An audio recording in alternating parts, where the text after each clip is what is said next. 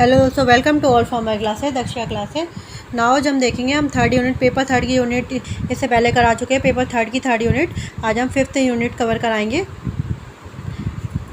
Paper third की fifth unit को आज हम कवर कराएंगे। फिफ्थ यूनिट में प्रबंधन के स्तर, शैली, उपागम और कौशल। इसका पहला क्वेश्चन दे देते हैं, प्रबंधन के कितने स्तर होते हैं। तो प्रबंधन के 3 स्तर होते हैं, शीर्ष स्तर का प्रबंधन, मध्य स्तर का प्रबंधन, प्रबंधन का पर्यवेक्षण स्तर, परिचालन या निचला स्तर। तो इन 3 स्तर पर प्रबंधन किया जाता है। आप समझ सकते हैं कि जैसे कि कोई कंपनी है या कोई कॉलेज है, कुछ भी आप समझ लीजिए, तो उसको जो स्थापित करता है, जो बनाता है, सबसे ऊपर के स्तर पर वो आ गया। जितना भी योजना बनाने का काम है वही करता है, फंड है वही लगाता है। तो क्या होता है, शीर्ष स्तर का प्रबंधन होता है। इसके बाद आता है मध्यम स्तर का प्रबंधन। मध्यम स्तर पर प्रचार आ जाते हैं या प्रधानाध्यापक आ जाते हैं, ये मध्यम स्तर पर आ जाते हैं। ये निचले स्तर, ये शीर्ष स्तर पर एक लिंक के रूप में काम करते हैं, लिंक को जोड़ते हैं। और जो निम्न स्तर पे आता है वो होता है क्लर्क है, स्टाफ है, टीचर्स हैं, ये निचले स्तर पर आ जाते हैं। ये सिंपल सा एग्जाम्पल आपको समझाने के लिए बता रहे हैं। तो शीर्ष स्तर किसको आदेश करता है, मध्य स्तर को और निम्न स्तर को।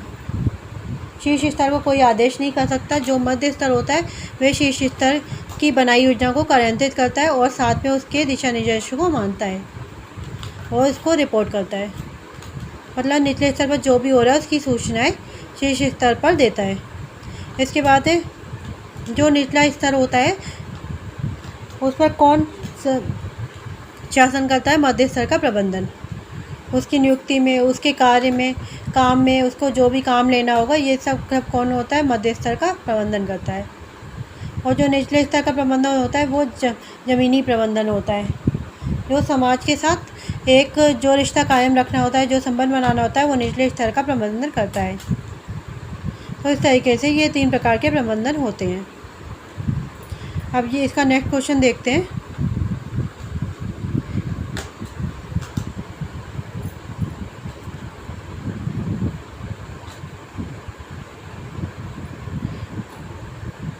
मध्य स्तर के प्रबंधन में अधिकतम अधिकार किसके पास होते हैं। नेक्स्ट क्वेश्चन है, अधिकतम अधिकार किसके पास होते हैं, शीर्ष स्तर के प्रबंधन के पास।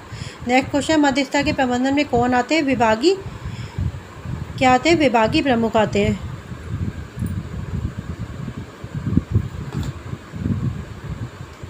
अगला क्वेश्चन है, मध्य स्तर के प्रबंधन कौन आते हैं, विभागीय प्रमुख आते हैं।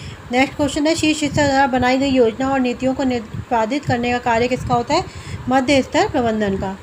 नेक्स्ट क्वेश्चन आपका, शीर्ष स्तर और निम्न स्तर के प्रबंधन के बीच सेतु का कार्य कौन करता है, मध्य स्तर का प्रबंधन सेतु का कार्य करता है, शीर्ष और निम्न स्तर के।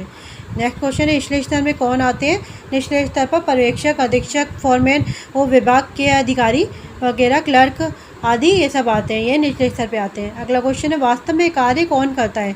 तो कौन करता है, निचले स्तर का प्रबंधन करता है। जो शीर्ष स्तर का प्रबंधन होता है वह एक योजना बनाता है और सारे दिशा निर्देश दे देता है मध्य स्तर को। मध्य स्तर वाला क्या करता है, निचले स्तर को दे देता है और काम करने का काम होता है, निचले स्तर का काम होता है। नेक्स्ट है, मध्य स्तर के प्रबंधन को रिपोर्ट कौन करता है। मध्य स्तर को रिपोर्ट करता है निचले स्तर का प्रबंधन।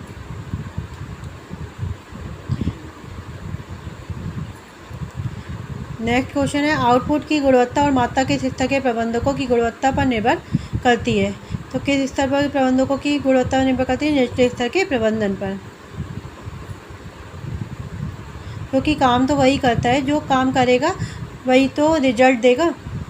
अगला क्वेश्चन है, शीर्ष स्तर पर प्रबंधक अपना अधिकांश समय व्यतीत करता है योजना बनाने में, प्रकारों के समन्वय में। अगला क्वेश्चन, बाह्य जनता से संबंध रखना और विकसित करना किस स्तर के प्रबंधन का कार्य होता है। तो किस स्तर के प्रबंधन कार्य होता है, निम्न स्तर के। नेक्स्ट क्वेश्चन है, मध्य स्तर के प्रबंधक अपने कार्यों के लिए किसके प्रति उत्तरदायी होते हैं। तो किसके लिए उत्तरदायी होते हैं, शीर्ष स्तर प्रबंधन के लिए। मध्य स्तर का प्रबंधक शीर्ष स्तर के संवर्धन के लिए जवाबदेही होता है, और जो निम्न स्तर का प्रबंधन होता है ये मध्य स्तर के प्रति उत्तरदायी या जवाबदायी होता है। नेक्स्ट क्वेश्चन है, उप इकाइयों की योजनाएं किसके द्वारा तैयार की जाती है? तो मध्य स्तर प्रबंधक दन द्वारा तैयार की जाती है। नेक्स्ट क्वेश्चन है, प्रक्रियात्मक कर्मचारियों के कार्यों को निरीक्षण किया जाता है, निम्न स्तर प्रबंधन द्वारा किया जाता है। नेक्स्ट क्वेश्चन है, शिक्षा, ये जो निम्न स्तर प्रबंधक अपने भी नीचे से लोगों के से काम करवाते हैं और उनका ये निरीक्षण करते हैं। अगला क्वेश्चन, शिक्षा में प्रबंधन में प्रशासन होता है, 2 प्रकार का होता है। अब शैली की बात करते हैं। प्रबंधन शैली कितने प्रकार की होती है? तो ये प्रबंधन शैली होती है, ये 4 प्रकार की होती है। पैतृक शैली, लोकतांत्रिक शैली, निरंकुश शैली, हस्तक्षेप शैली। तो ये 4 प्रकार की शैलियाँ होती हैं। अगला क्वेश्चन है, किस प्रबंधन शैली में वरिष्ठ अधिकारियों की राय का स्वागत किया जाता है? तो लोकतांत्रिक शैली में क्या है? लोकतांत्रिक शैली एक ऐसी शैली होती है जिसमें आप कह सकते हैं लोअर क्लास कर्मचारियों की भी बातें सुनी जाती हैं, समझी जाती हैं। अगर किसी का भी सुझाव उत्तम होता है तो उसको माना भी जाता है। अगला क्वेश्चन, किस प्रबंधन प्रणाली में कर्मचारी अपने दम पर निर्णय लेते हैं और काम करते हैं? हस्तक्षेप शैली, हस्तक्षेप शैली बिना किसी हस्तक्षेप के।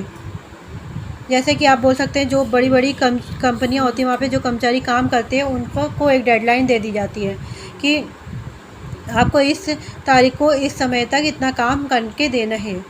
अब आप उस काम को किस तरीके से करते हैं इससे उनको कोई मतलब नहीं होता, आप जैसे भी कर सकते हो वैसे कर दिएगा। तो ये हस्तक्षेप शैली होती है और इसमें जो आउटपुट होता है वो बहुत अच्छा निकल कर आता है क्योंकि इसमें किसी तरह का हस्तक्षेप नहीं होता। अगला क्वेश्चन है, किस प्रबंधन शैली में वरिष्ठ अधिकारी अपने अधीनस्थों से विचार या सुझाव नहीं लेते? तो ये होती है निरंकुश शैली। अगला क्वेश्चन, किस शैली में कर्मचारी प्रबंधकों पर निर्भर नहीं रहते? ये होते हैं हस्तक्षेप शैली, क्योंकि इसमें उनसे ये नहीं पूछना होता है कि अगर हम पेन का यूज़ कर रहे हैं तो कौन सी कंपनी का पेन यूज़ करें, हम बाइक से जाएँ या साइकिल से जाएँ या कार से जाएँ, बस आपको रिजल्ट देना है। उसको आपको चाहे जैसे भी आप दो, आप चाहे रात को 2 बजे जाकर काम करें या आप 1 घंटे में अपना काम कंप्लीट कर लें। तो ये शैली अच्छी होती है। अगला क्वेश्चन है, किस शैली में कर्मचारी अपने संगठन के प्रति वफादार रहता है? तो पैतृक शैली में, पैतृक शैली होती है। अगला क्वेश्चन, सभी प्रबंधक 5 प्रबंधन कार्य करते हैं, वे योजना बनाते, संगठन करते हैं और निर्देशन, समन्वय और नियंत्रण का कार्य करते हैं। ये कथन किसका है? हेनरी फ्यूल का। अगला क्वेश्चन है, प्रबंधन निरंतर और कभी समाप्त न होने वाली प्रक्रिया। ये कथन है, ये कथन सत्य कि असत्य? तो ये कथन सत्य है। ऐसे आपके में क्वेश्चन आ जाएगा कि ये कथन सत्य है कि असत्य, तो आप क्या बोलोगे? ये कथन सत्य है। प्रबंधन निरंतर, प्रबंधन प्रक्रिया में कितने स्वतंत्र परिवर्ती संनिहित होते हैं? इसमें 6 होते हैं, पुरुष, स्त्री, सामग्री, मशीनें, विद्या, धन एवं बाजार। अगला क्वेश्चन, अगला ये कच्चा प्रबंधन है। कच्चा प्रबंधन में कितने आयाम होते हैं? इसके 4 आयाम होते हैं, मनोवैज्ञानिक, सामाजिक, सांस्कृतिक, नैतिक, ये 4 आयाम होते हैं। अगला क्वेश्चन है, शैक्षिक संस्थान की कार्यात्मक इकाई है, तो क्या है? कक्ष। नेक्स्ट है, कच्चा प्रबंधन का मनोवैज्ञानिक आयाम क्या है? अभिप्रेरणा, मोटिवेशंस। अगला क्वेश्चन, कक्षा का नेता क्या होता है? मॉनिटर होता है। अगला क्वेश्चन, कक्षा प्रबंधन में बाधा और विलंब होना चाहिए, न्यूनतम, कम से कम होनी चाहिए, न्यूनतम होनी चाहिए।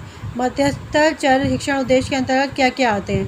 तो क्या क्या आते हैं? ज्ञानात्मक उद्देश्य, भावनात्मक उद्देश्य, मनोक्रियात्मक उद्देश्य आते हैं। अब अंतर्द्वंद अर्थ और प्रकार या सोच के बारे में पढ़ेंगे। अंतर्द्वंद एक ऐसी प्रक्रिया है जिसमें एक पक्ष ये देखता है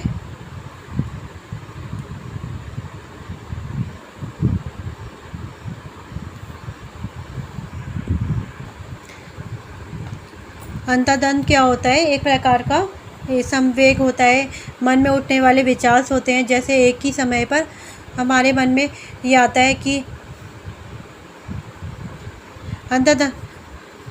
अंतर्द्वंद आपको बता दें, जैसे हमारा भी पेपर है 17 तारीख को, तो एक विचार आता है कि मन में आता है कि हम पहले पढ़ाई करें, लेकिन एक मन में आता है कि बीएड के भी पेपर है तो हम पहले स्टूडेंट के प्रति स्टूडेंट को नोट्स प्रोवाइड करें। अपनी तैयारी बाद में करें, अपने पेपर्स की तैयारी बाद में करें, लेकिन स्टूडेंट के प्रति भी जो हमारे कर्तव्य है उसको भी हम पूरा करें। तो ये अंतर्द्वंद होता है। तो ऐसे ही अंतर्द्वंद इसमें होता है। और अंतर्द्वंद एक ऐसी प्रक्रिया जिसमें एक पक्ष कि अन्य पक्ष ने ऐसी क्रिया की जो या करेगा जो अपनी रुचि के विरोध में है। ये किसका कथन है? ग्रीनबर्ग या वेरोन द्वारा। अगला क्वेश्चन, अंतर्द्वंद के विभिन्न दृष्टिकोण में मुख्य है परंपरावादी, मानवीय संबंधों का दृष्टिकोण, अंतःक्रियावादी। नेक्स्ट क्वेश्चन है, किस दृष्टिकोण की मान्यता है कि अंतर्द्वंद की उपेक्षित किया जाना चाहिए? तो परंपरावादी दृष्टिकोण की भावना है, मान्यता है। अगला क्वेश्चन, किस दृष्टिकोण की मान्यता है कि अंतर्द्वंद सभी समूह तथा संगठनों में प्राकृतिक रूप से उत्पन्न होते हैं? तो कौन सा दृष्टिकोण है? मानवीय संबंधों का दृष्टिकोण। नेक्स्ट क्वेश्चन है, कौन दृष्टिकोण अंतर्द्वंद को प्रोत्साहित करता है? अंतःक्रियावादी दृष्टिकोण अंतर्द्वंद को प्रोत्साहित करता है। अगला क्वेश्चन, अंतर्द्वंद कितने प्रकार के होते हैं? 3 प्रकार के होते हैं। कार्य अंतर्द्वंद, संबंधात्मक अंतर्द्वंद, प्रक्रिया अंतर्द्वंद। नेक्स्ट क्वेश्चन है, किस प्रकार के अंतर्द्वंद का संबंध कार्य की सामग्री तथा लक्ष्य से होता है? तो कौन सा अंतर्द्वंद होता है? वो होता है कार्य अंतर्द्वंद। किस अंतर्द्वंद का केंद्र अंतर्वैयक्तिक संबंध होता है? संबंधात्मक अंतर्द्वंद का केंद्र अंतर्वैयक्तिक संबंध होता है। अगला क्वेश्चन, किन अंतर्द्वंद का संबंध उद्विधि से होता है जिसके द्वारा कार्य किया जाता है? तो कौन सा अंतर्द्वंद होता है? प्रक्रिया अंतर्द्वंद।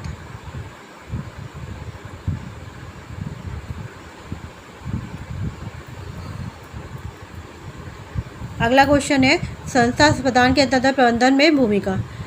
प्रत्येक शैक्षिक संस्थान के प्रधान का प्रमुख दायित्व कौन सा है? नियोजन करना, प्लानिंग करना।